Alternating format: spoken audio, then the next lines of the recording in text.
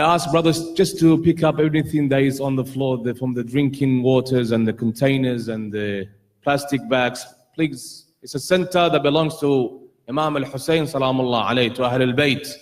So let's keep this center clean.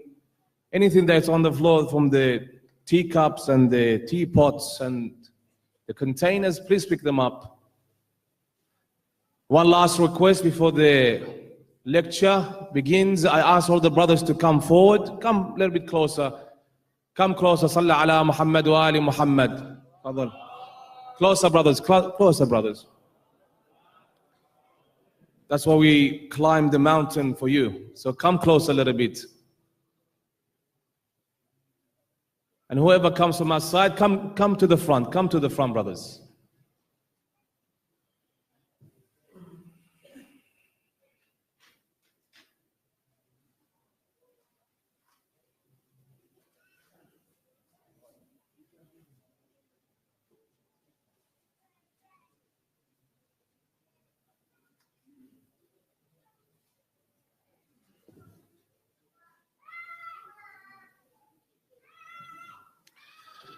صل على محمد وآل محمد. صل على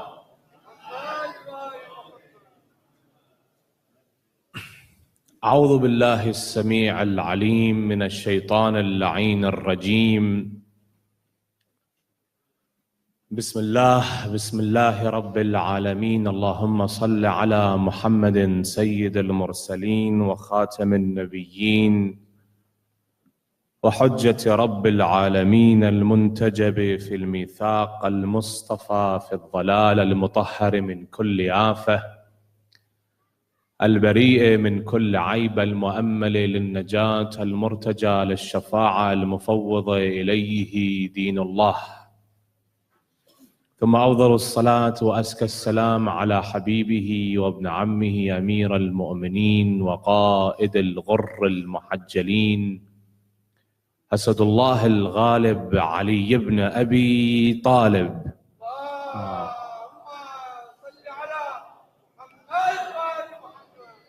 السلام عليك يا أبا عبد الله وعلى الأرواح التي حلت بفنائك. عليك مني سلام الله أبدا ما بقيت وبقي الليل والنهار، ولا جعله الله آخر العهد مني لزيارتكم. السلام على الحسين وعلى علي بن الحسين وعلى أولاد الحسين وعلى أصحاب الحسين وعلى أخته العقيلة زينب وأخيه أبا الفضل العباس ورحمة الله وبركاته. قال الله العظيم في محكم كتابه الكريم: بسم الله الرحمن الرحيم. ومن الناس من يشري نفسه ابتغاء مرضات الله والله رؤوف بالعباد. آمنا بالله.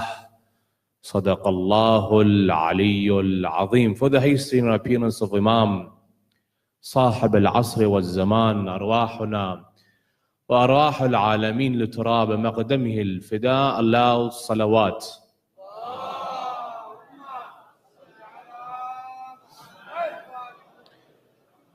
For your well-being and the well-being of your family, allow those salawat.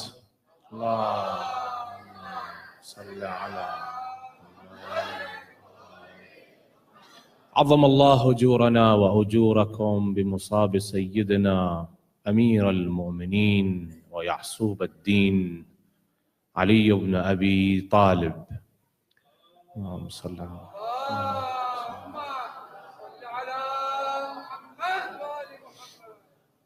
And of the people is he who sells himself, seeking means to the approval of Allah, and Allah is kind to his servants.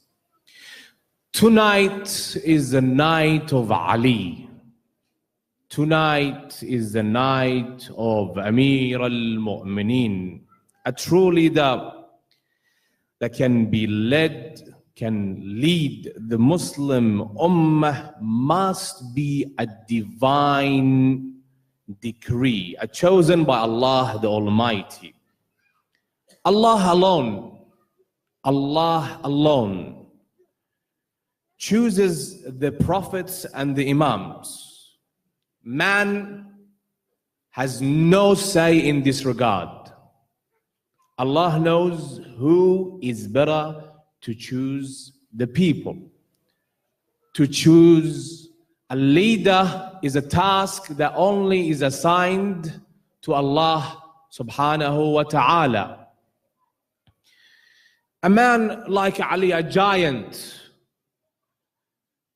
larger than life itself, a legend, the true believer of Allah the Almighty, the first Muslim, the conqueror of Khaybar, the killer of Marhab, the warrior of Allah, the warrior of Rasulullah, the lion,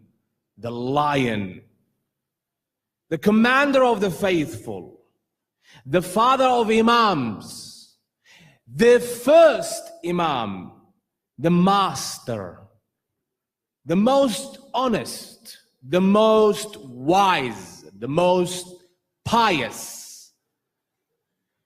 Al-Quran al-Natiq, the embodiment of Quran al-Kareem, the incarnation of Salah, the embodiment of Sawm, the embodiment of the faith.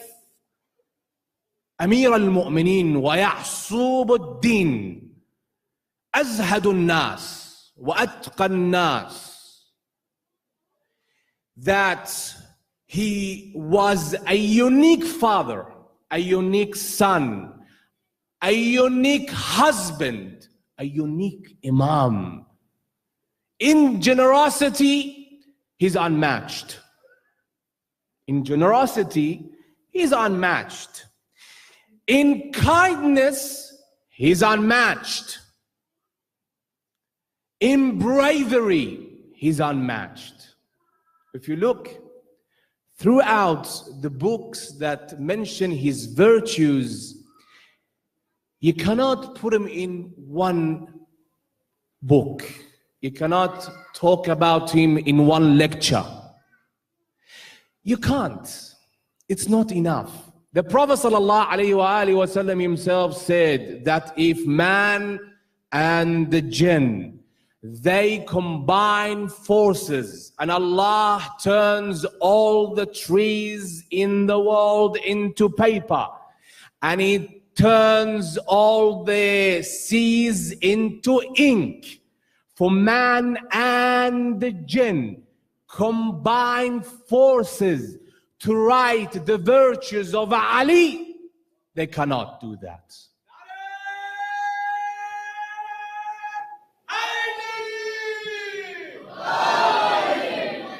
Dua al-Nutbah, the one that we recite every Friday, shows us a glimpse of what this man was, who this man was. A unique character, I tell you. A unique personality, I tell you. That whatever you see of a virtue, Ali had it, and not only had it, he had the best of it. And he showed to mankind what that virtue actually means. You know what that means? That means when we talk about piety, alongside with piety, you put Ali. And then you give the word piety a meaning, not the other way around. You don't give Ali a meaning, a virtue. No, he gives the virtues the honor of his presence. That is really hard to do. A character that the world never came across. He gave everything he had for the sake of Allah subhanahu wa ta'ala. In Dua al-Nutbah, Rasulullah sallallahu alayhi wa sallam says, فَلَمَّا انْقَضَتْ أَيَّامَهُ وَقَامَ وَلِيُّهُ عَلِيُّ بْنُ أَبِي طَالِبٍ صلوات الله عليهما وعلى آلهما هاديا إذ كان هو المنذر ولكل قوم هاد فقال والملأ أمامه من كنت مولاه فهذا علي مولاه اللهم وال من والاه وعادي من عاداه وانصر من نصره واخذل من خذله. وقال من كنت نبيه فعلي أميره. Whoever I am their prophet, Ali is their master. So if you don't believe in the Imam of Amir al-Mu'mineen, you don't believe in the prophecy of Rasulullah sallallahu alayhi wa alihi wa sallam. وقال أنا وعلي من شجرة واحدة وسائر الناس من شجر شتى. Me and Ali, we are from one tree, and the rest of the people are from another tree. وَحَلَّهُ مَحَلَّ هَارُونَ مِن مُوسَى. Oh Ali, you are to me like Harun. Aaron was to Moses, to Musa ibn Imran. Is that all? Are we finished? No, we just started. And then he says, وَزَوَّجَ ابْنَتَهُ سَيِّدَةَ نِسَاءِ الْعَالَمِينَ. And then he married him his daughter Fatima. He gave him his daughter Fatima to Zahra. وَأَحَلَّ لَهُ مِن مَسْجِدِهِ مَا حَلَّ لَهُ وَسَدَّ الْأَبْوَابَ إِلَّا بَابَهُ ثُمَّ أَوْدَعَهُ عِلْمَهُ وَحِكْمَتَهُ فقال أنا مدينة العلم وعلي بابها فمن أراد المدينة والحكمة فليأتها من بابها. You want the knowledge of Rasulullah, you must enter through the gate. And who is the holder of that gate? It's Ali. فقال أنا مدينة العلم وعلي بابها فمن أراد الحكمة والعلم فليأتها من بابها. ثم قال أنت أخي ووصيي وخليفتي ووارثي لحمك من لحمي ودمك من دمي وسلمك من سلمي وحربك حربي والإيمان مخالط لحمك ودمك كما خالط لحمي ودمي وأنت غدا على الحوض خليفتي. You are the one who stands next to the حوض, and you are the one who is قسيم الجنة والنار. You decide who goes to paradise and who goes to hellfire. قسيم الجنة والنار. You are Ali. وشيعتك على منابر من نور. You, Shia. The Prophet is saying here, وشيعتك على منابر من نور مبيضة وجوههم حولي في الجنة وهم جيراني. Oh Ali, your Shia, they are in heaven sitting on the pulpits and their faces illuminating dark. Your faces illuminating light from your their faces, bright, shining. Your Shia, your followers, your companions, your people. Now the question here arises, that is Ali. Who are we? Ali, Amir al-Mu'mineen, said, فُزْتُ وَرَبِّ الْكَعْبَةِ. Ali, Amir al-Mu'mineen, you can see that he gave everything he had for the God, the Almighty. He made his own future. Today, when you talk about Ali, you praise Ali. That is Amir al-Mu'mineen, our Imam. But who are we? That is the question. Who are we? Are we really Shia? Are we really believers of Ali? Are we really the followers of Amir al-Mu'mineen, Ali ibn Abi Talib? Are we? Are we? Because sometimes you come and cross people just saying, my name is such, so I am one of his followers. I say I am a Shia and that is enough. A person who says I'm a Shia and he doesn't practice what Ali preached is not a Shia. Who was a true Shia? Kumail ibn Ziyad, the narrator of the dua, Kumail. Kumail was a true Shia. Maytham al-Tammar was a true Shia. Maytham al-Tammar, for the crime of spreading the virtues of Amir al-Mu'mineen, he was crucified. He was crucified, Maytham. Are we close to anything to what Maytham did or Kumail did? Hujr ibn Uday, or Hajr ibn Uday also, this man, when he was offered safety passage by the soldiers of Muawiyah, just to curse Ali. They said to him, curse Ali and you have safe passage to go. He refused. And for that, he was decapitated, killed. His son also was killed. His companions were killed. Those are Shia. If these people, Maytham al-Tammar is a Shia, Kumail ibn Ziyad is a Shia, Hujr ibn Uday is a Shia. And who was the first one to be martyred for the wilayah of Amir al-Mu'mineen? Who was the first to give her life for Ali and the wilayah of Ali? Fatima al-Zahra salamullahi alayha, Sayyid Nisa al-Alameen. She gave her life for Ali ibn Abi Talib because Ali was her Imam. Those are the real Shia. Those are the real people that we have to look up to them. We say we are Shia, but we don't practice what he preached.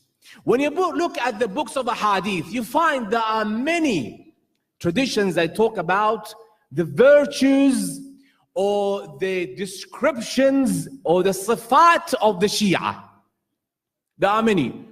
5, sometimes there are 5 signs of the Shia, sometimes 3, sometimes 40.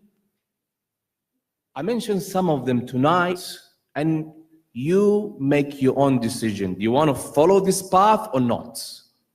To be the Shia that the Prophet ﷺ says, وَشِيعَتُكَ عَلَى مَنَابِرَ مِن نُورٍ. Your Shia will be sitting alongside me, O Ali. And their faces will be illuminating, light coming, shining out of their faces, O Ali. So what are these characteristics that a person must follow? This instruction manual, if you will, these guidelines. When you go to university, they tell you, if you want to graduate, to obtain your master's or you want to obtain your degree or whatever it is, you have to attend the classes, you have to do the work, 3 years, 4 years, until you obtain that. For becoming a Shia, you don't think there is something that there is a guideline? Of course there is. To be worthy of the title, it doesn't just come. Not just for you to be born in a family that is a Shia, you are Shia. It doesn't work like that. Practice what he told you to do and what he did himself. When you look at the life of Amir al-Mu'mineen, you find him to be practicing everything that he commands his followers to do, to practice it as well. He's not one of those leaders that you find sitting in their castles and just pointing out where to go, where to attack. No, you find him to be in the front line all the time. So what is the first one? Taqwa, piety. First one is piety. In letter 45, Nahjul Balagha, the Imam alayhi afdalus salati was salam writes a letter to Uthman bin Hunayf al-Ansari, and he says to him, Ala wa inna li kulli ma'mumin imama yaqtadi bih wa yastadhi'u bi nurih. For every follower, there is a person that he follows. So you say, I'm a Ja'fari, I'm a Ithna Ashari. Who's your Imam? Who's your leader? Ali. Who's your leader? Hassan, Hussein. You have Imams. The Imam here says, ألا وإن لكل مأموما إماما يقتدي به ويستضيء من نوره. The Imam is a guidance and the Imam is a light. Light for what? Light for these dark alleys of life. We go through life, we need someone to instruct us, to teach us where we're going. Yes or no? If you want to go from one point to another, from one area, suburb to another, if you want to go to the CBD, you want to go to the city, you put the address on your GPS because you need the GPS to guide you. So who is the one to guide us, Ya Amir al-Mu'mineen? The ones that are worthy to guide. We recite in Surah Al-Fatiha, اهدنا الصراط المستقيم. Guide us to the right path. Yes? صراط الذين أنعمت عليهم. Which صراط? صراط is what? The path. And by which path we want? The ones that don't know themselves or what they're doing? Or صراط الذين أنعمت عليهم. You appointed them to be our leaders. ألا وإن إمامكم قد اكتفى من دنياه بطمريه ومن طعمه بقرصيه. ألا وإنكم لا تقدرون على ذلك ولكن أعينوني بورع واجتهاد وعفة وسداد فوالله ما كنزت من دنياكم تبرا ولا ادخرت من غنائمها وفرا ولا أعددت لبالي ثوبي طمرا. Imam says that I took from your life, this world of yours, one shabby clothes and 2 loaves of bread, and that was it. I did not take any other things. When I say this, understand who Ali was. Ali at the time, Amir al-Mu'mineen, was the king of kings. He was the governor, the caliph, the king of 50 countries. 50 countries. And he says to his governor, Uthman, I only have from this world 1 shabby cloth and 2 loaves of bread, and that is it. When Amir al-Mu'mineen arrived in Kufa, they said to him, Ya Amir al-Mu'mineen, do you want to go to the castle? Well, every predecessor before you went into, every king, every caliph residing into it, every governor. The Imam said, why? Why do I need to go there? No, I don't want any of that. He stood with his hands, he built for himself 1-bedroom house, very, very humble house from mud, next to the mosque. Why next to the mosque?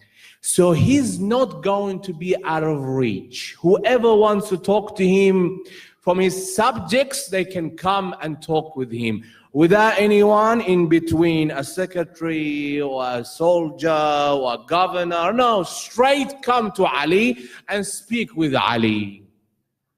Do you find any leader today like that? Your local MP, you have to call their office, book an appointment, few weeks, months, God knows when you can see the local MP. And I'm telling you, the emperor, the king of the kings, 50 countries under his fingertips. And he builds himself a humble house next to the mosque that you have any time you want to come and see me, you have all the right to see me. This was Ali. So what does he say? He says, I know you can't live a life like that.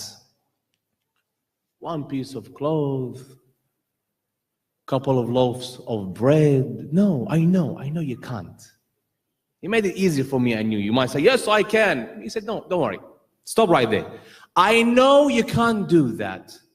But I want you to be with me في ورع واجتهاد وعفة وسداد. Help me with your piety. Be God-fearing. When you say that you are Shia, practice that as I am practicing this. I'm not asking you to eat one loaf of bread and that is it. Your diet should be that, because I know you can't. I know you can't just wear one piece of cloth. I know you can't. وإنما هي نفسي أروضها بالتقوى لتأتي آمن يوم الخوف الأكبر. I teach my nafs taqwa. I teach my nafs to be God-fearing, not only from haram, even when they brought him halal food.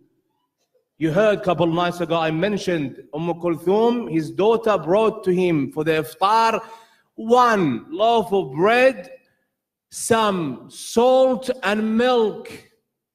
He looks into the iftar and he says to her, when did you see me having that much food? 2 types of food is enough for me. Take one of them away. She came to take the salt. He said, no, take the milk away. That night, the night of his assassination, the Imam ate a couple of bites of that bread and that salt. And he knows, he says to you, I know you cannot practice that. I know you're not up for it, but help me in taqwa. That is the first one. Even if you look at the other hadith of the Ahlul Bayt, they said the Shia, the follower of Ali, they have to be the most pious people.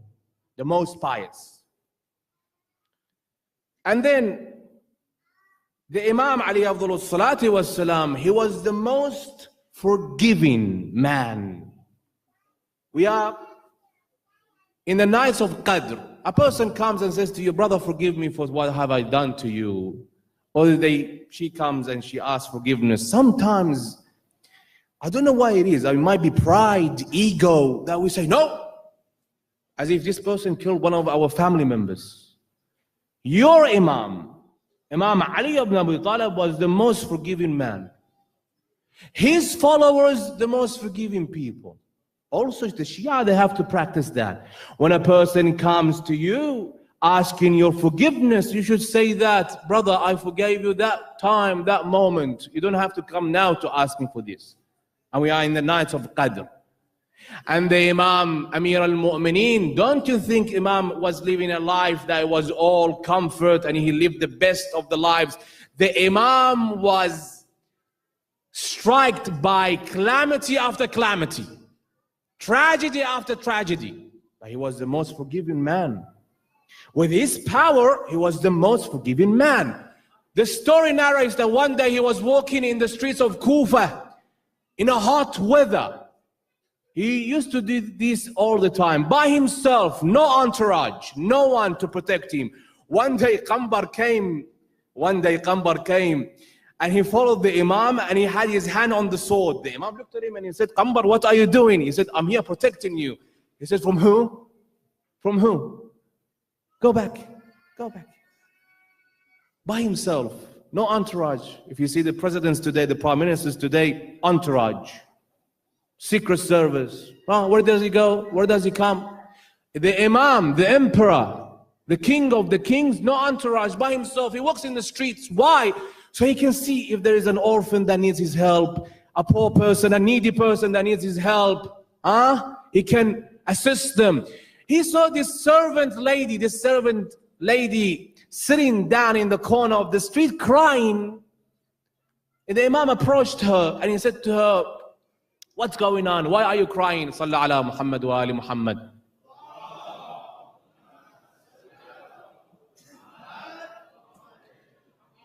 I don't know if we have to stop midway and ask the brothers to come back inside. It's not break time.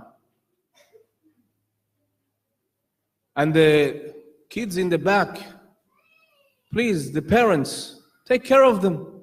We're talking about the Imam tonight. If you don't have respect to me, have some respect for the Imam. Amir al-Mu'mineen alayhi afdalus salati wassalam. And I get really annoyed from this. Because you are in a holy place and you listening to the virtues of the Imam. Some respect to the Imam, and teach our children to have some respect to the Imam. Sallu ala Muhammad wa ali Muhammad.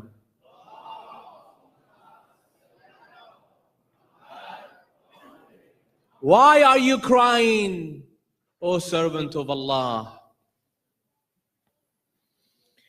He approached her himself, asked her himself, asked to assist her himself. Well, I'm a servant in this house and my master gave me 1 dirham to go to the market to buy some dates. I went to the market, I bought the dates and I took it to my master. He looked at them and he said, this is not good, take it back. I went back to the market to give back the date to the person who was selling them, the date seller, the shop owner. He refused to take them back. No return policy. No, he refused. And I'm afraid for my master. I don't know what to do. Do I go back? I know he will punish me for this. The Imam said to her, come with me, we go to the market together. Thank you, Amir al-Mu'mineen. She knows this is Ali. Thank you. And he took her to the market. He went to that man and he said to him, brother, this is a da'ifah woman. She is weak. She has a master. And she came to buy some dates from you. You refused to take it back because the master didn't want them. Take them back. The man looked at the Imam. Even though the Imam was the Khalifa at the time, this man didn't know the Imam. We didn't have TV and Facebook, and so the pictures are everywhere. So he didn't see the Imam. And the Imam was a humble person. No entourage, no soldiers, no bodyguards, nothing. He looked at the Imam and he insulted the Imam. The Imam, with a very nice, calm way, said to him, this is a da'if. Give back the money so she can go back to her house. It's a hot weather. He came to the Imam and he pushed the Imam. He pushed the Imam. He insulted the Imam. The Imam looked at him with the eyes of mercy. This woman started screaming, how dare you push Amir al-Mu'mineen? How dare you push Ali? Huh? Who? Ali? He was afraid for his life. Now Ali will be commanding his army to attack my house, my family, and annihilate all my tribe for what I done to him. You see that today. If the king or the prime minister or the president is insulted, will take every measure to make an example of you. But the Imam stood there and he said to him, don't worry, I forgive you. Just do one thing, give back her money. Ya Amir al-Mu'mineen, I ask you forgiveness. Please, don't harm me. The Imam said, why would I harm you? I forgave you. Go. I forgive you. But next time, if someone comes to you, don't do the same to them, especially if they are weak, like this lady, like this servant girl. So you see, his nature was forgiveness. His approach was mercy. His way was gentle. If someone approaches you today, be like your Imam. The Imam said, don't eat while I'm eating. Don't change your diet for me or your lifestyle for me because I know you can't, but be pious like me. Follow my footsteps. What is the other one? As-salat. Salat. The Imam on his deathbed said, Allah, Allah fi salat. فإنها عمود دينكم. Imam al-Sadiq alayhi afdhalu salat was salam says, امتحنوا. Another louder salawat. Allah.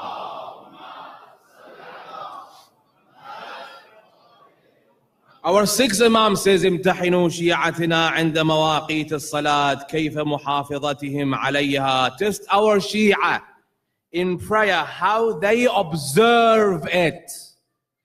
الصلاة عمود الدين فإن قبلت قبل ما سواها وإن ردت رد ما سواها. Imam Ali ibn Abi Talib, the night that we are here commemorating his martyrdom, where was he killed? Mawlid al-Kaaba, and what? Shaheed al-Mihrab. What was he doing in the Mihrab? Praying. Allah, Allah fi salat, the Imam says on his deathbed. By God, observe salat. Fear God in your salat. Why is it? Why is it that when it's salat time, we have time for everything except for salat? Why? When he hears the adhan, he doesn't get up to go do wudu. He gets up to go do another job. Tell your life, make your life for salat the top priority. Your Imam was assassinated in the Mihrab. Your Imam in Siffin, the battle of Siffin, he was fighting. When he heard the Mu'adhin saying the adhan, the Imam stopped in the middle of the battlefield. And he told his companions, go back to the camp. We are praying the prayer. The companions came to the Imam and they complained, Ya Amir al-Mu'mineen, what are we doing? You stopped the war for salat? The Imam looked at them and he said to them, what are we fighting for then? We are fighting for this salat. Imam Aba Abdullah al-Hussein alayhi afdalu salati was-salam in Karbala. How many soldiers did he have? 1,000? 2,000? He has 72 companions, and that was it. And he was surrounded by 40,000 combatant soldiers. The Imam himself says, I was surrounded like a ring around the finger. When Abu Maytham or Abu Thumama comes to him and says to him, Sayyidi wa Mawlai, it's salat time. What does the Imam do? Stops everything. He says, now we observe salat. When? Yawm Ashura, the day of Ashura. Where? Karbala. And he lost half of his force for salah. Half of his force for salah. One of them was standing in front of the Imam, because the companions, when they stood to pray, do you think Umar ibn Sa'd stopped the soldiers attacking? No, they attack. So what the companions that decided was to make a circle around the Imam, protecting the Imam from the arrows. They stood doing that. A circle around the Imam, protecting the Imam from the arrows.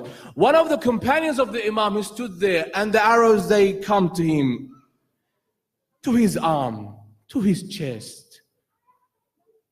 And then when the Imam finished his prayer, he fell on the ground, covered in arrows.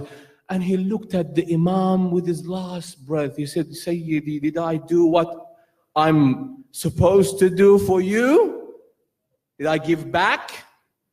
And the Imam looked at him and he said, Jazakallah khair al-jaza. As-salat, the Imam says, leave everything on the side. Come and observe the salat. There is nothing in the world that can cover salat. Now I'm a volunteer in a mosque for orphans. The Rawaya says, in qubilat, qubila ma siwaha, wa in ruddat, rudda ma siwaha. The first thing we ask you is salat. If that is accepted, then the others, they follow. If that's not accepted, none of your ibadah, the rest of them, is accepted.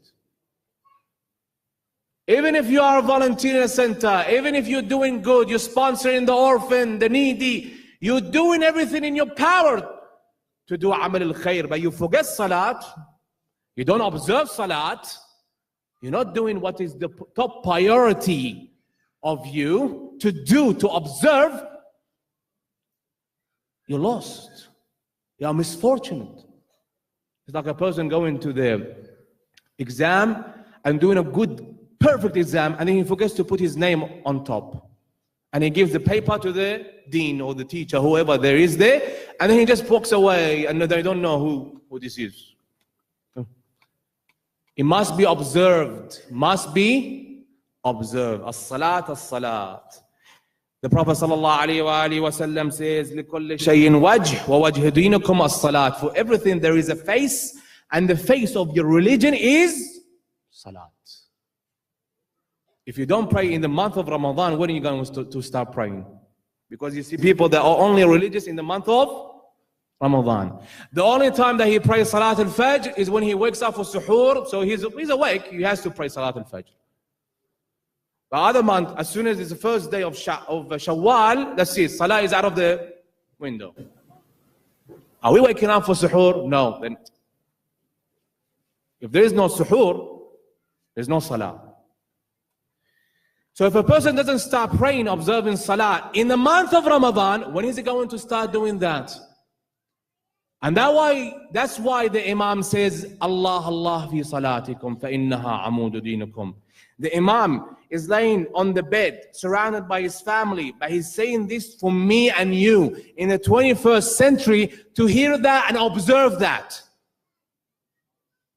And the Imam is in pain. They said that they put a headband on the head of the Imam that was yellow, but they couldn't tell if the headband is yellow or the Imam's forehead. That's how sick the Imam was. And the poison had spread throughout his body. But the Imam doesn't forget this. He says, Allah, Allah, fi salatikum. Even when the Imam was struck on the head, when Imam al-Hassan comes to him and Imam al-Hussein, he says to Imam al-Hassan, don't forget the salah. Pray and let them follow you. And the Imam said to him, put me in the corner of the mosque, I will pray as well. Did the Imam say, no, that's it, we are done, take me back to home and that's it, we are not practicing salah today? No, he said, pray and let them follow you. So when we hear the adhan, everything has to stop. When it's salah time, everything has to stop. You observe salah, you take care of salah, Allah takes care of you. You observe salah, you take it important and serious, your children follow. Pray salah jama'ah in your own house if you can't come to the mosque or the center. Your children will follow you. And Allah puts barakah in your life. I work 2 shifts, I work and there is nothing coming to my way. Why? You always hear that from the people. Why there is no ni'mah? Why there is no barakah? You pray? I haven't prayed for years. I don't even know how to pray now. You always have to look for the problem, to solve the problem, for the obstacles. Take them away from your life, and then you see how life becomes. If there is no barakah in your life, because you're not observing some things in your life. When you raise your hand for dua this night, the night of Qadr, and you say, Ya Allah, al-afwa al-afwa. How does Allah forgive a person who doesn't pray? Of course, Allah is merciful, but you have to observe it to be among those in the list that Allah subhanahu wa ta'ala gives mercy to. So the Imam, during his lifetime, he observed salat. During his lifetime, he showed you and me. Because we call ourselves Shia. If you want to be a Shia, you have to be honest like your Imam. You have to be pious like your Imam. You have to observe prayer like your Imam. Then you can be called a Shia, worthy of the title. What's the other one? The Imam, alayhi afdalu salatu wassalam, says, Allah, Allah fil fuqara wal masakin. فأشركوهم في معايشكم. I say that one more time. Allah, Allah fil fuqara wal masakin. Fuqara wal masakin. Wal aitam. The orphans, the poor, the needy. There are thousands of poor children in our countries. In Afghanistan, in Iraq, in Pakistan, in India, in Iran. Who is taking care of them? Who is sponsoring them? The Imam says, Allah, Allah fil aitam, Allah, Allah fil fuqara, Allah, Allah fil masakin. When the physician came to examine the Imam, and he told the Imam that poison has spread throughout your body, he said one thing can ease the pain, one thing, and that is milk. So the news spread throughout Kufa, and they saw these little kids, children. Every one of them comes and he has a bowl of milk. And they look, there is no parents, there is no adults, it's just only children. Where are your parents? Where are your adults? They all point to the house of Imam Ali. And they say, he's our father. We are all orphans. We are all aitam. But he took care of us. And now he needs us. So we bring the milk for him. Allah, Allah fil aitam. And Imam, the sixth Imam, the first one he said, if the hadith you remember, he said what? Observing of salat. And the other one is what? وَإِلَىٰ أَمْوَالِهِمْ كَيْفَ مَوَاسَاتِهِمْ لِإِخْوَانِهِمْ فِيهَا. When you know your neighbor sleeps hungry, you're not a true Muslim. And I say here neighbor, I'm not saying your Muslim neighbor. Even if your neighbor is a Christian, even if your neighbor is a Jew, even if your neighbor is a Buddhist, even if your neighbor is a Hindu, show him the real Islam, offer him some help, some food. Later on, you have your family members back home in your country, and you know they're starving. You know they don't have one course of meal to put in front of them to eat, one loaf of bread to eat. How do you call yourself a Shia? Responsibility follows when you say, I'm a Shia. You have to be a practicing Shia to be worthy of it. The Prophet ﷺ says, أَنَا وَكَافِلُ الْيَتِيمِ فِي الْجَنَّةِ كَهَاتَيْنِ وَأَشَارَ بِالسَّبَّابَةِ وَالْوُسْطَى. He said, me and the sponsor of the yatim, of the orphan, are in paradise like these two. We are jiran, we are neighbors. Here he's referring to who? Abu Talib, the sponsor of Rasulullah, and to the ones who sponsor the orphans. That young man, that young woman, that child, when they lose their parents in a car crash or car explosion, in the terror attack that happens in our country every now and then, what will happen to his future? What will happen to the food that he eats? Who is sponsoring him? Who is sponsoring her? That lies back to you. This is your responsibility. We are willing to spend money on everything that we desire. Everything. If my son wants a game that is $80, $100, $200, I'm willing to buy that. If he wants a shoes that are expensive, I'm willing to do that. If he wants a new device that comes out every 6 months, I have to buy that. But when you tell them there's orphans in Karbala, in Najaf, in Islamabad, in Hyderabad, back home, how much? 60, is it tax deductible? You know, are you going to give me a receipt? He's willing to spend money on everything, but he forgets the important part of religion. Sponsor them. Don't let them go astray. That child can be tomorrow one of the scholars of Ahlul Bayt, one of the scholars of this school, or he can also be a terrorist, can spread terror throughout the world. Whose responsibility is this? It's our responsibility. That's what the Imam says. Allah, Allah fil aytam. Allah, Allah fil fuqara. Allah, Allah fil masakin. And the last one is obeying the Imam. So tonight we had 4. 1 is the taqwa. 2 is forgiving. 3, salat, observing of salat. 4, sadaqah, charity. These are the 4 that we discussed. The last one, the 5th one, is ita'at wali al-amr, obeying the Imam. We stand and we say, Allahumma ajjal waliyaka al-faraj. If Imam Mahdi comes, I'll be his first companion. If Imam Mahdi comes, I will do this and this. But if Imam Mahdi in reality comes and he appears, he's the first one to stand against Imam al-Mahdi. He's the first one to say that I am against you. Why? Because we are consumed by life. The Imam, our 3rd Imam, Imam al-Hussein said, إِنَّ النَّاسَ عَبِيدُ الدُّنْيَا وَالدِّينُ لَعِقٌ عَلَىٰ أَلْسِنَتِهِمْ يَحُوطُونَهُ مَا دَرَّتْ مَعَايِشُهُمْ فَإِذَا مُحِّصُوا بِالْبَلَاءِ قَلَّ الدَّيَانُونَ. What does that mean? Beautiful words. And of course, all the sayings of the Ahlul Bayt, they are beautiful. They are words of wisdom.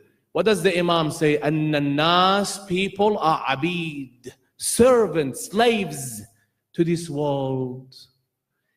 إِنَّ النَّاسَ عَبِيدُ الدُّنْيَا وَالدِّينُ لَعِقٌ عَلَىٰ أَلْسِنَتِهِمْ يَحُوطُونَهُ مَا دَرَّتْ مَعَايِشُهُمْ. If religion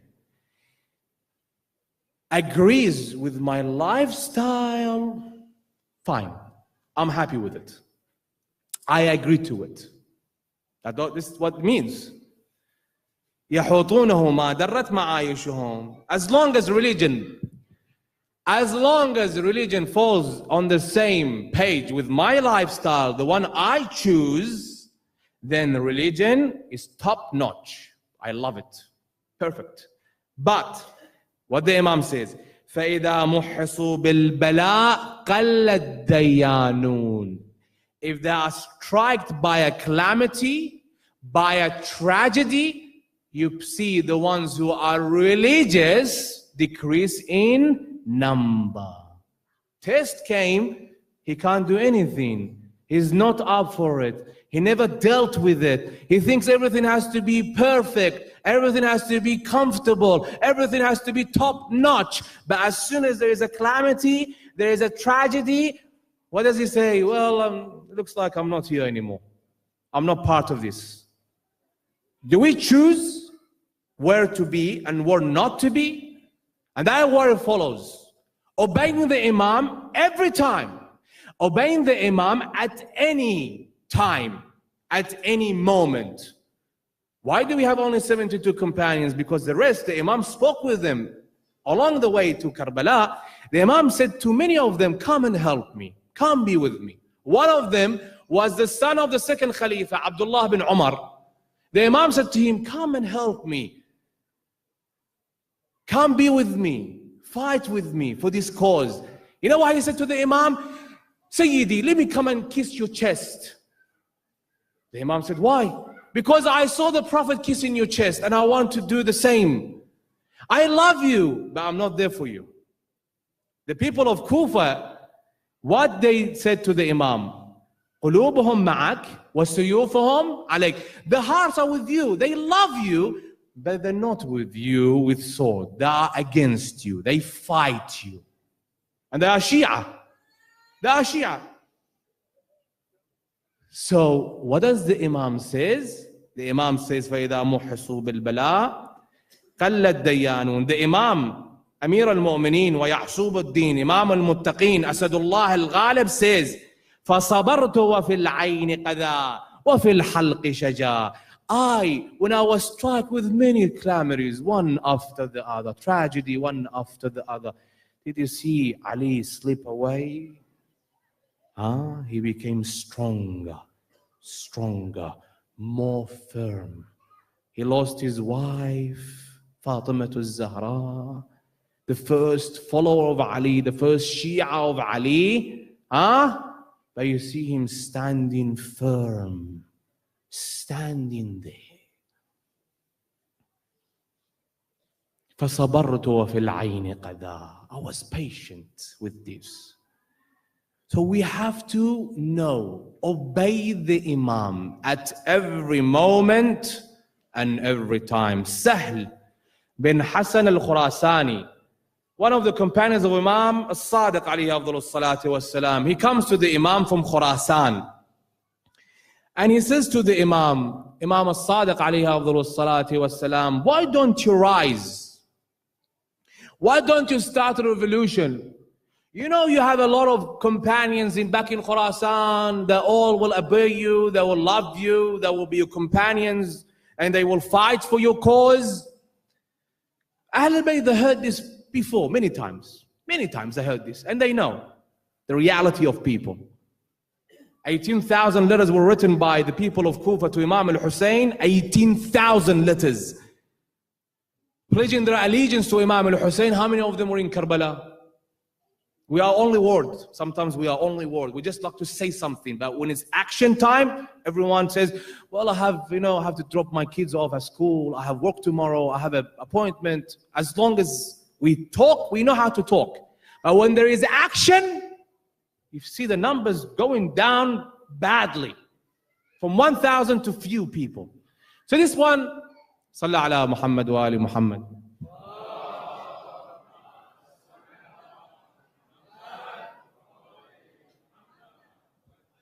Looks like every now and then we have to take a break for tea and for the kids to come back inside.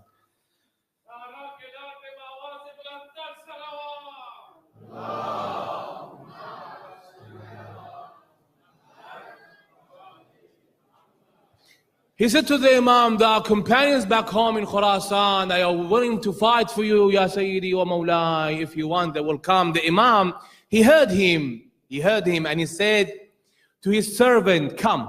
The servant came to the Imam, and the Imam ordered her to go and turn on the tannoor, the oven. He said, go and turn on the tannoor, the oven. So, and the Imam kept talking with him. When the tannoor was ready, the servant came to the Imam, and she said to the Imam, the oven is hot and it's ready. The Imam said to Sahl bin Hassan al-Khurasani that go sit in the tannoor, go sit in the oven. Get up, and go sit in the oven. He looked at the Imam. Sayyidi, Mawlai, I have kids back home. I have business I have to attend to. I can't. Have some mercy on me. Why are you asking me to do this? And he, excuses one after the other. Why do you want to punish me? Why do you want to burn me? Atubu ilayk. The Imam sat there just listening to him. At that time, and he refused to go in the tannoor, in the oven. At that moment, one of the companions came into the house of the Imam, Harun al-Makki. He entered, listen brothers, few moments will be done. He entered the house, he greeted the Imam, Salaamu alaykum ya Sayyidi wa Mawlai, wa alaykum as-salam. After greeting, the Imam said to him, without any introduction, anything, go sit in the tannoor, go sit in the oven. He took his shoes off and he placed them under his armpit without saying why, what is the reason. He went, sat in the tannoor, and he closed the lid after him. And the Imam continued talking with Sahl. Continued. How is the weather in Khurasan? How is your children? How is Fulan? How is Fulan? This man was with him, his mind. The Imam is very comfortable. What's happening to that man in the oven? The Imam looked at him and he smiled. He says to him, looks like your mind is occupied with him, isn't it? He said, yes, Sayyidi o Mawlai. He said to him, go and tell him to come out. Really? He went there and he called him, Harun, come out, the Imam says. He pushed out the lid, and he saw him sitting in the tanur and reciting Tasbih Fatimatu Zahra. And nothing has come to him, not burning. And he came out of the tanur, wiping the dust of his clothes.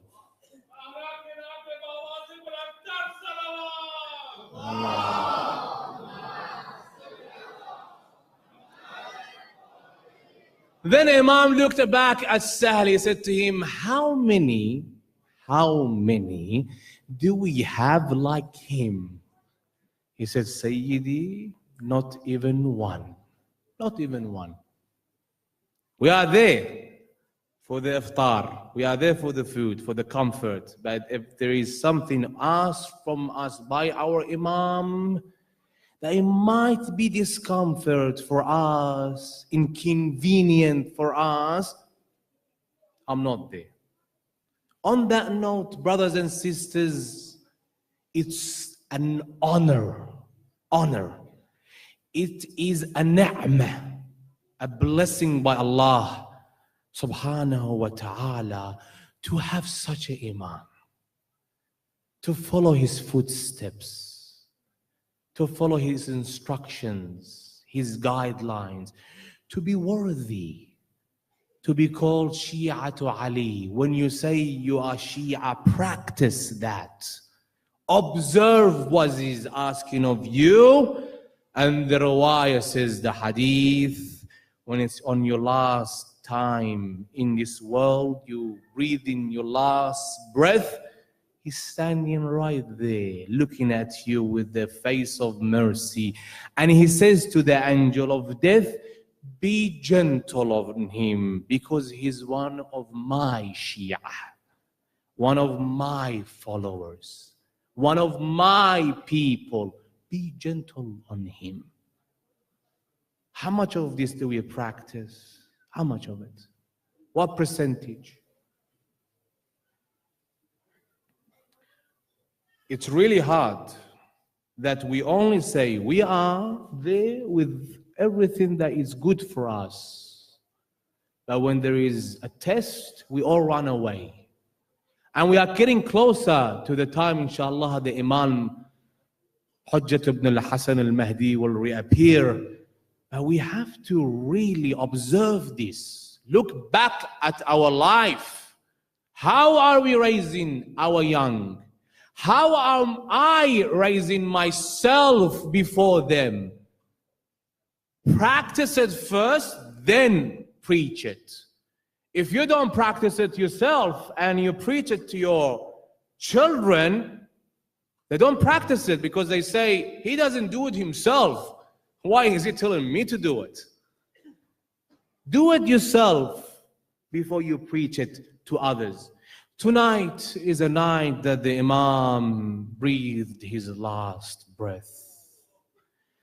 Tonight was very hard on Ahl al-Bayt alayhim afdalu salati wassalam. They were there present in the house of Imam Ali ibn Abi Talib.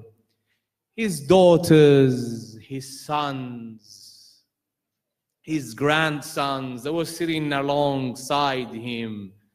And they were crying for the Imam, weeping. But the Imam used to comfort them, tell them that this is the will. He tells them that this is the will of Allah, the Almighty. And this comes to all of you. Al-mawtu haq. And he will come to all of you. And he comforts every one of them. And then he started to say his will. Allah, Allah fil Quran. Allah, Allah fi bayt rabbikum. Allah, Allah fi salat. Allah, Allah fi sawm. Allah, Allah fi ahli bayt nabiyyikum. Practicing them, telling them of this, the will of the Imam, not only for his family members, but also for us. Observe Salat, read the Quran, go to Hajj, fast, pay the zakat, help the poor, help the orphan, And then when the Imam was done with his well, he started to sweat. When he finished with his well, his forehead started to sweat. And then his daughter looked at him and she said, "Oh father, you're starting to sweat." So the Imam started to wipe out the sweat from his forehead. And he said to his daughter, "Oh daughter, I heard your grandfather, the Prophet sallallahu alaihi wasallam say, if the death of a believer has been prescribed on him and his passing is drawn near, his forehead will sweat and will become like a damp pearl, and his mourning will quieten down." That means that I'm about to go. Then he stood up and she stood up and threw herself on her father's body, on his forefather's chest, and she started calling out, "Father, I heard the Ayman saying that one day this city, the city of Kufa, will host us as captives. We will enter this city, Usara. We will enter this city and our hands is shackled. We will enter this city as Usara. Is this true, Father?" The Imam looked at her and he said to her, "Oh daughter, the city will host you as a captive. Ayman, whatever she said to you is true, and that day will come." Then he looked at his son, Aba al-Fadl al-Abbas. "Aba al-Fadl, come near me." Aba al-Fadl came. "Zainab, come closer to me." Zainab came. And then he said to Aba al-Fadl, "Give me your hand, Aba al-Fadl." Aba al-Fadl Abbas reached out and he gave his hand to his father Ali. And then he said, "Zainab, give me your hand."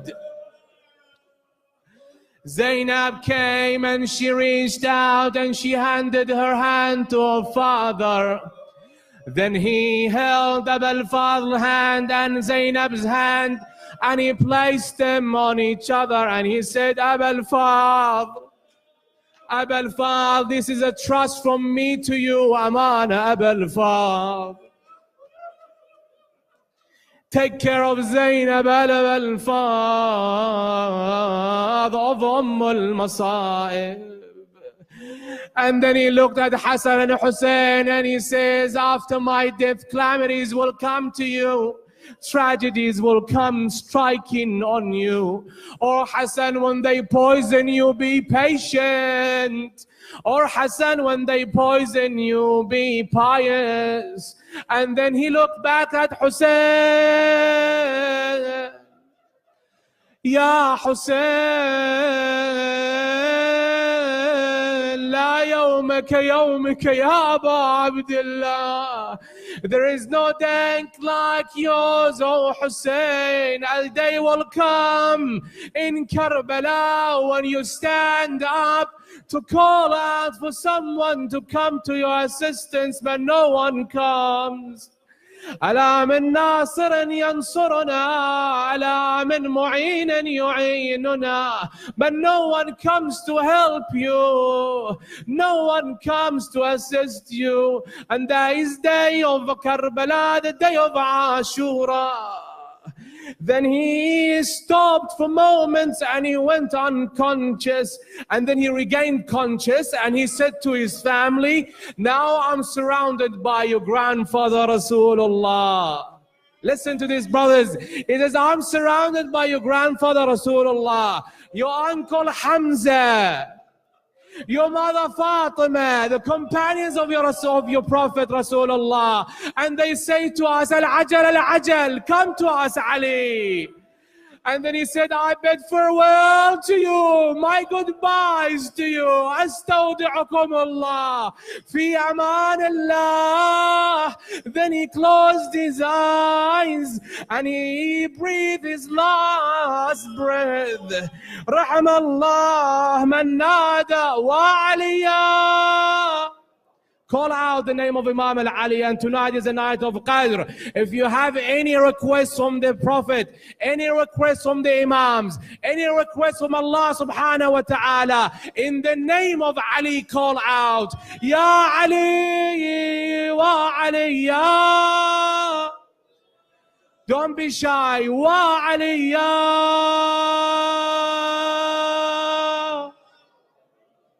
Wa Ali, ya.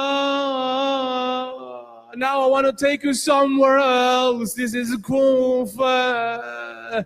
The Imam is surrounded by his loved ones. The Imam is surrounded by his children. ولكن أسفي على الحسين. How was the Imam al-Hussein in Karbala? Who surrounded the Imam? Who was around the Imam in Karbala? He said they came from every side. The soldiers, one with the sword, strikes the Imam. The other one comes and he strikes the Imam with his spear. And the other one comes and he shoots the arrow at the Imam. فاحتوشوا من كل جانب جماعة بالسيف وجماعة بالسهام وجماعة بالحجارة وحسيناه وسيداه. Zainab comes to the tent of Abu al-Fadl Abbas. Abu al-Fadl is not there. She comes to the tent of Ali al-Akbar. Ali al-Akbar is not there. Then she enters the tent of Zainul Abidin. Oh, son of my brother. Oh, yabna akhi. I haven't heard your father for moments and I'm afraid for him. He says to her, auntie, sit me up. Let me sit down. She helps him. And then he says to her, oh, auntie, can you lift aside of the tent for me? And then he starts to look out to the battlefield. And then he says, oh, Amma, استعدي للبلاء, استعدي للعاس. Oh, auntie, prepare yourself to be taken captive. Prepare yourself for the tragedy. Oh, son of my brother, what is going on? I can see the head of my father. على رمح طويل. I can see the head of my father Hussein on the long spear. What do we do, Zain al-Abidin? He said to her, oh, عم فروا في البيداء فهذا رأس أبي الحسين. What do we do? Run in the battlefield, run in the plains of Karbala. And so they did. They ran from tent to tent. فبررن بنات الرسالة من خيمة إلى خيمة ومن خباء إلى خباء وهن يصحن وعليا وحسناه وحسيناه. There is a little girl, she's running and her clothes is set on fire. Hamid ibn Muslim says, I saw this girl running and afraid for her life, a 3-year-old girl. So I came after her. She was afraid that I'm there to harm her. So she ran and she fell on her face unconscious. I came down from my horse. I went to her. I turned off the fire. She regained conscious and she saw some mercy for me. And then she looked at me and she cried, what is it you want, oh little girl? She says, oh Sheikh, I am very thirsty. Oh Sheikh, I am thirsty. Give me a drop of water. He says, I took her to the Furat. I gave her some water, but she doesn't drink from the water. She looks back at the Furat, at the river, and then she looks back at the battlefield, and then she back to the Furat. She looks, and then I says to her, didn't you say that you are thirsty? Why don't you drink? She says, oh Sheikh, I heard my father Hussein calling out, العطش العطش بحق جدي رسول الله أنا عطشان، بحق جدي رسول الله أنا ضمان. Give me a cup of water. Where is my father Hussein so I can take him the water. أنا أشرب لذيذ الماء حاشا حاشا، وأهلي قضوا كلهم عطاشة، وأهلي قضوا كلهم عطاشة. Live like Ali, die like Hussein. Live like Ali, die like Hussein. Live like Ali, die like Hussein. Live